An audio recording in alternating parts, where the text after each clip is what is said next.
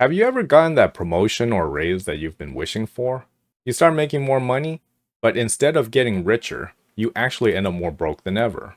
Well, that, my friend, is actually something called the success spending spiral. The disease where a greater power than yourself, and it keeps making you take out your wallet and throwing your dollar bills around like you're at a strip club.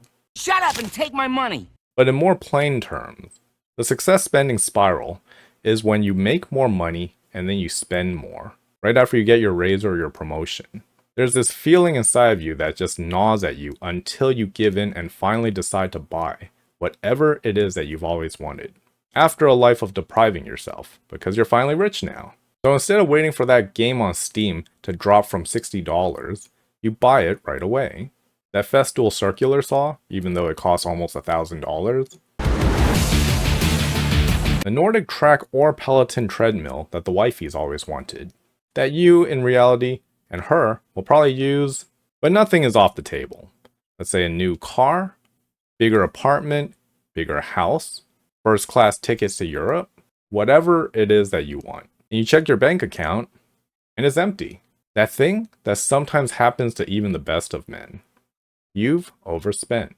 And this is why many people feel more broke after a raise or a promotion. And it's almost caught me before too, when I was young. The first car I ever owned was a 1994 Lexus ES300 that I purchased with a few nickel and dimes that I made from my part-time jobs. And the marketing, the impeccable marketing that Lexus has, made me a loyal Lexus customer, where I visited the Club Lexus forum one too many times.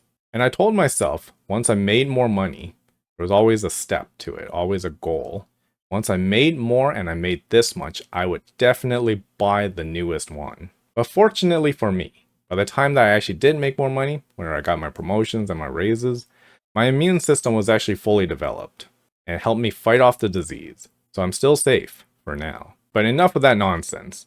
So in actionable steps, how do you actually stop this? Number 1 is be aware. So congratulations, because if you're watching up to this point, you're already doing that. And knowing is half the battle. But you need to actually be aware that this happens. But also be aware that you don't need to hate life and scrounge up every penny that you ever make and own. Because what you actually want is to set financial goals. So track your expenses before and after any raises or promotions. This way you can see where your money is going. And then decide what it is that you really want. Do you want to pay off debt? Do you want to build an emergency fund? Or do you want to invest for retirement? Or is a little bit of everything? But whatever is left, then allocate that as fund money. But use those primary goals as your guide for how your spending should be.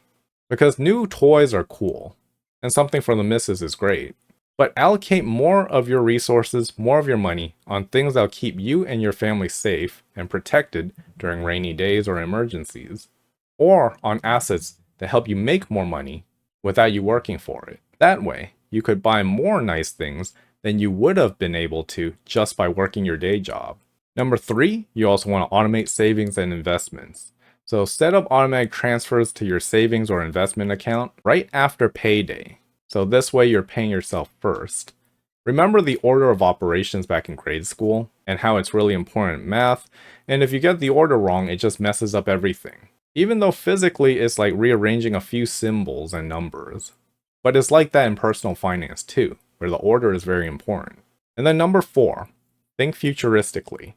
When you want a big purchase like a new car, just sit on that decision. That initial urge when you see something and you want it, or let's say when you see a coworker shows up with a new fancy car, just wait a moment. Try waiting 30 days and reassess. Often that feeling is going to go away. Now the last note that I want to leave you on is that money is just a tool. Material goods are nice, but nothing beats knowledge. But you know what I like a lot more than materialistic things? Knowledge. But on a serious note, the goal here is that you really want true freedom, to have peace of mind away from financial stress and the financial freedom to be able to do whatever you want. And every time you take one step off that spiral, you actually reclaim a little bit more of your freedom. So by doing this and controlling this, you're not denying yourself. What you're really doing is investing in a future where you can fully enjoy life. Now that's about all I have for this video. If you found it helpful, hit the like button, subscribe, share with me your own story in the comments, because it's going to feed the algorithm gods and keep this channel alive.